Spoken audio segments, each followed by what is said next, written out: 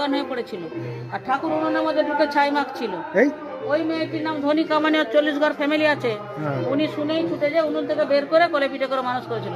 ঠাকুরের জন্মস্থান ঢেকিশাল মন্দিরটা এটা করে রেখেছে। আচ্ছা। লেখাটা পড়বে না লিখে। ওই যে ঠাকুর এরা কোলে ওই যে আচ্ছা, আমার হয় মাঠের ধারে বাড়ি হয়ে গেছে। ঠাকুর সাধু সেবা করতেন। মাঠের ধারে পান্থশালা ছিল একটা।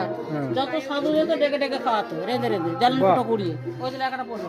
হ্যাঁ আচ্ছা, যেটা বলছিল লাহাবাড়ির গয়না জলবাদে বিয়ে করে আনলো। হ্যাঁ। লাহাবাড়ির গয়না নিয়ে মা পুরুষের রাতে ঘুমিয়ে গেছিল, ওই যে বলছিল ওখানে। হ্যাঁ হ্যাঁ ঠাকুর গয়নাগুলো খুলে নিয়ে ফেরত দিতে এসে সেটা ঘুমিয়েছিল। মঠের ভেতরে যেটা শয়ন ঘর আছে দেখবে।